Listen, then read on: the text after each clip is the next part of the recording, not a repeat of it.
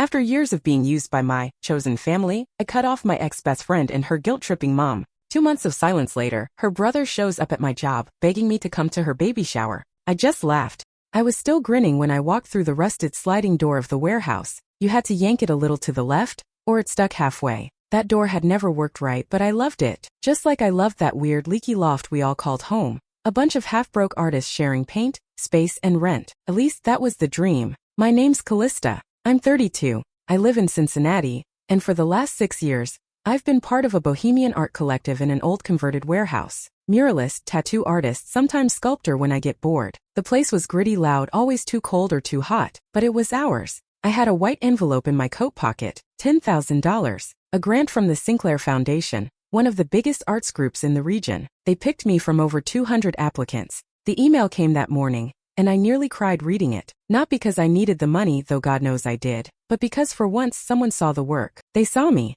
The others were all in the main room, half drunk on cheap boxed wine, arguing over what kind of live installation to pitch for our next show. Cade was sitting on the thrifted velvet couch, legs splayed like he owned the place. Technically none of us did, but he acted like he did. I got something, I said, pulling out the envelope. Cade rolled his eyes. Unless it's more wine, not interested. It's $10,000, I said, holding it out. Grant money. I want to donate all of it to the studio fund. Maybe get heat that works. Fix the roof leaks. For a second, no one said anything. Then Cade laughed. It wasn't a surprised laugh. It was sharp, mocking. You think money means you're contributing? I blinked. I what? This place runs on soul, Callista, not capitalism, he said, sneering. Amber, who once begged me to cover her rent, just until her Etsy took off, snorted. So now you're trying to buy your way into relevance? I stared at them, the envelope still in my hand. I've been paying the Wi-Fi and gas for 2 years. By choice, Cade said, like that made it meaningless. I didn't cry.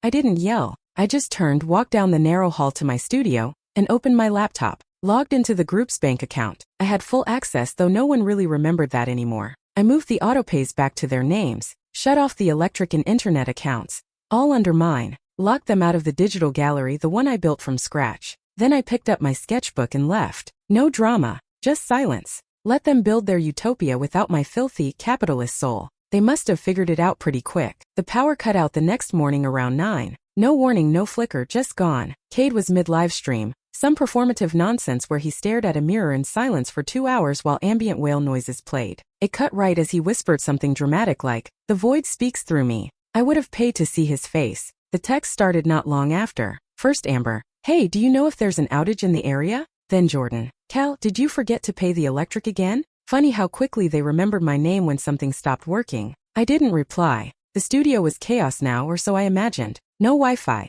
no lights, no heater, and it was a rainy April day, damp cold that seeps into your bones. The coffee maker wouldn't work, the communal playlist wouldn't connect, and the Google Doc where they stored their big plans? Locked, all of it tied to my account, my passwords, my subscriptions. For once, they'd have to feel what it was like when I wasn't there quietly patching holes behind the scenes. I watched the rain streak across my windshield as I pulled into the little brick duplex I'd sublet last minute on Craigslist. It wasn't much. Cracked tiles, musty-smelling fridge, one sad overhead bulb that buzzed when you turned it on, but it was mine. Or at least, no one here expected me to fix everything for them while pretending they did all the work. I lit a candle, made tea with a kettle I hadn't used in years, and sat on the floor. No easel, no buzzing studio energy. Just quiet, honest, uninterrupted quiet. My phone vibrated. Cade, then again. Amber, group chat lighting up. Cade, we need to talk. Amber, seriously, are you mad? Don't be petty. Jordan, it's not cool to ghost people like this. I turned the phone over on its face. I hadn't slept more than 5 hours in months.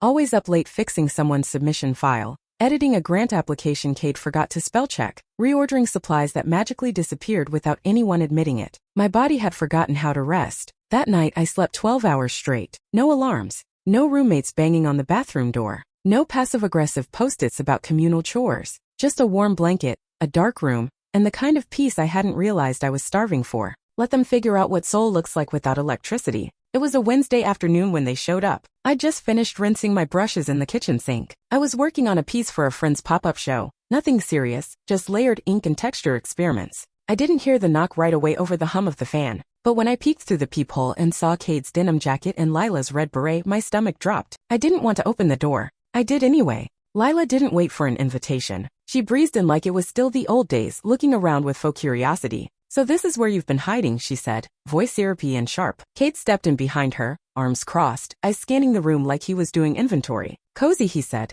"Guess that grant money's treating you real nice." I leaned against the wall and said nothing. Lila turned. "Look, we're not here to fight." Kate cut in. "We just want to know what the hell is going on." "You mean the part where I stopped paying for everything?" I said. Lila sighed, like I was being unreasonable. "You disappeared, Callista. No heads up, no conversation. You just vanished and shut everything down." I raised an eyebrow. "You mean the utilities I was paying? The cloud storage you never chipped in for? The rent you were handling spiritually while I covered the actual bills?" "That's not fair," Kate said sharply. "No," I agreed. "What's not fair is how I gave you 10 grand and got mocked for it." He rolled his eyes. "It wasn't about the money. It was the principle. You were trying to own us." I laughed short and bitter. "Kate, I was trying to fix the roof, not launch a hostile takeover." Lila stepped closer, arms folded. "You made us look bad, Cal. You made us look dependent. That's not what a collective is about." "Oh," I said, because from where I'm standing, I was the only one actually making it function. Kate's jaw tensed. "We've all contributed in our own ways, right?" I said. "But when I don't pay the gas bill, you can't contribute your creative energy in a freezing warehouse." He stepped forward. "This is selfish.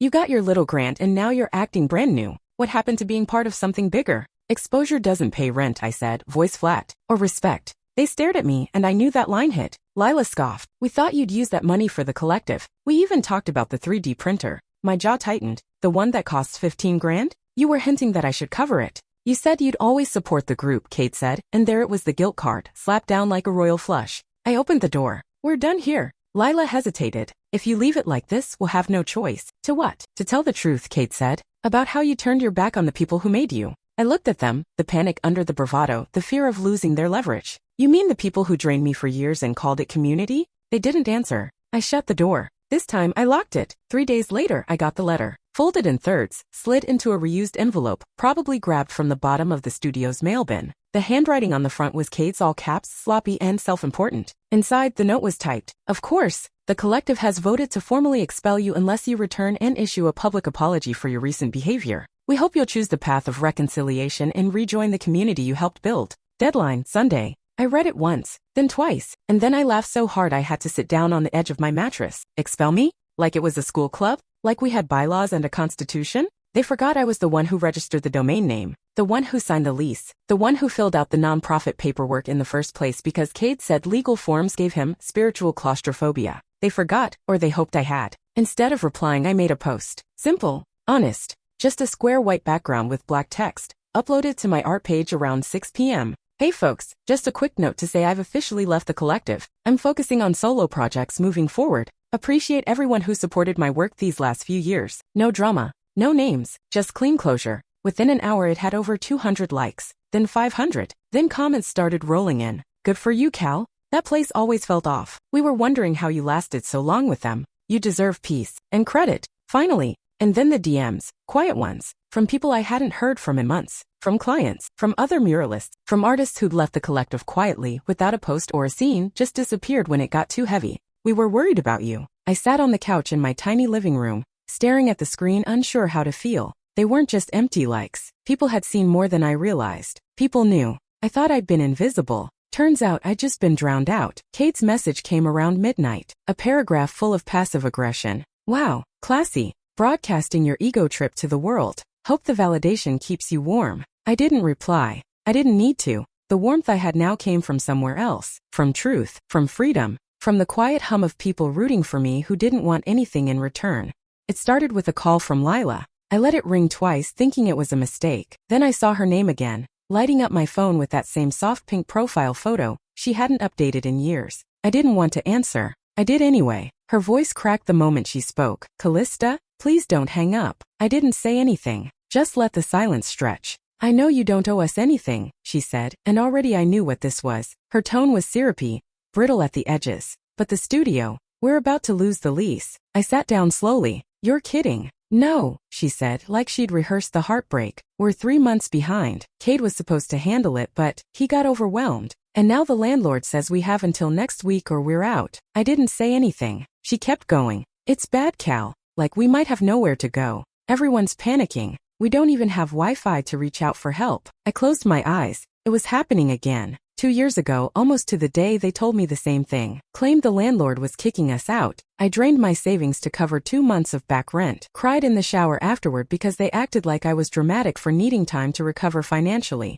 And then 2 weeks later I found the receipts. The emergency funds had gone to a new projector and a group weekend retreat in Asheville. For inspiration, Kate said. No one apologized. No one paid me back. Please, Cal, Lila whispered. We know you're doing better now. You have that grant. We're not asking for much. My voice came out low and steady. Who's we? She didn't answer right away. That was all I needed. I looked around my small apartment, the scattered paint tubes, the half-finished sketch on the wall, the cheap folding table I was slowly turning into a mosaic. Nothing fancy, but all mine. Quiet. Honest. I'm sorry, I said. Lila inhaled sharply. So that's it. That's it. But what about everything we built? You built a system, I said, where I had to bleed for it to survive. Silence again. Then, people are going to say you abandoned us. I shrugged even though she couldn't see me. Let them. And then I hung up. I didn't cry. I didn't shake. I didn't even get angry. Instead, I put my phone on silent, tied my hair up, and drove to the little community pottery class I'd signed up for last week. I wasn't great at it. My bowl came out lopsided, but I laughed with strangers, got clay under my nails, felt useful and terrible and free all at once. They could say whatever they wanted. I had finally learned not to answer every knock on my door. I ran into Milo by accident. It was a Thursday afternoon, raining again, and I ducked into the local art supply store for more acrylics. I was standing in the brush aisle trying to remember if I had enough sable rounds at home, when I heard someone say, well, if it isn't the runaway. I turned, half prepared to brush it off until I saw him. Milo. Same scruffy curls, same denim jacket covered in paint smears. But he looked different, calmer somehow, like someone who'd stopped holding his breath. Hey, I said, a little stunned. He smiled. Didn't think I'd see you in this part of town. I moved, I said. Studio's gone. I heard, he said gently. Whole place is falling apart without you. I laughed, but not out of humor. Cade would never admit that. Milo shrugged. Cade's too busy trying to convince the world that Wi-Fi is a capitalist conspiracy. We stood in the aisle for a minute, surrounded by shelves of canvas rolls and pigment jars. Felt weirdly peaceful. You look good, he said. I feel, not terrible, I replied. He nodded. Same. I left the collective last year. Quietly. No goodbye party. I didn't even know, I said. No one ever does, he said. That place runs on secrecy and guilt. I studied his face. He looked tired, but in a good way, like someone who'd earned it. So what are you doing now? Small studio across the bridge, he said. Just me and 2 others. Nothing fancy, but we split things evenly. No drama. No lectures about how rent is a false construct. I smiled for real. Sounds amazing. He gave me a look, kind but firm. They only have power if you keep giving it to them. I nodded. Let that sink in. I'm proud of you, he said. A lot of us wanted to say something sooner, but you were always in it. Deep. Yeah, I admitted. I thought if I gave enough, they'd see me. They saw you, Milo said. They just liked having someone to burn through. We hugged before parting. No promises. No contact info exchange. Just 2 people who got out. The message came late Saturday night. Cade, collective dinner on Sunday, 7 p.m. One last chance to make things right. No, hi, no explanation.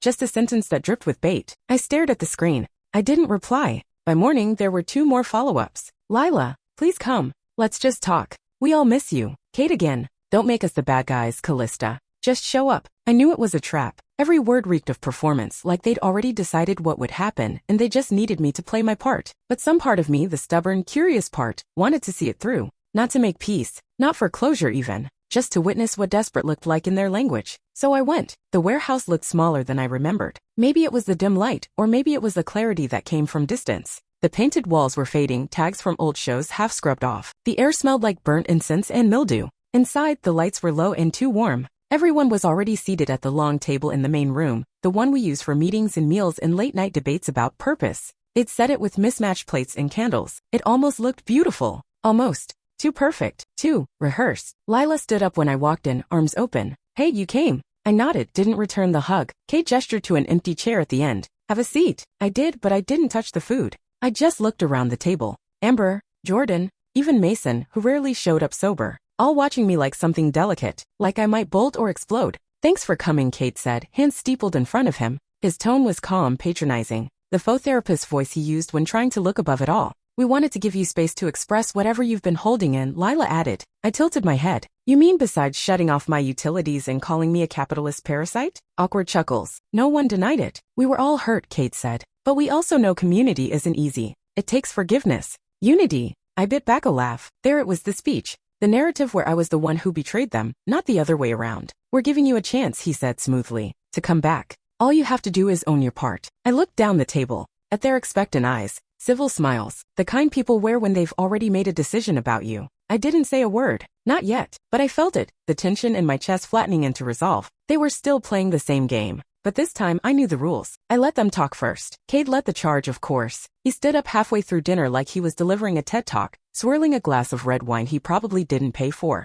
We just want you to understand, he said, that your exit hurt people. Lila nodded solemnly beside him. It felt like abandonment, Cal. Amber chimed in, her voice soft and polished. You left us with nothing. No resources. No structure. That's not what family does. Family, I repeated quietly. Cade took that as permission to keep going. We gave you visibility. We gave you connection. The grant? That didn't come out of nowhere. It came from this space, from the community we built together. And maintained, I said, with my money. He blinked. I stood up. My chair scraped back against the concrete floor. I didn't raise my voice. I didn't need to. I gave you everything, I said, looking straight at him. My time. My labor. My name on grant applications. My credit card on utility bills. My laptop to file your taxes. My shoulders to cry on when things went south. And you called it nothing. Kate's mouth tightened. That's not fair. No, you're right. It's not, I said. Because fair would be you admitting that this place ran because I held it together behind the scenes while you ran around calling it anti-structure. Jordan shifted in their seat. Mason stared at his plate. Amber whispered, we didn't ask you to do all that. No, I said. You just let me.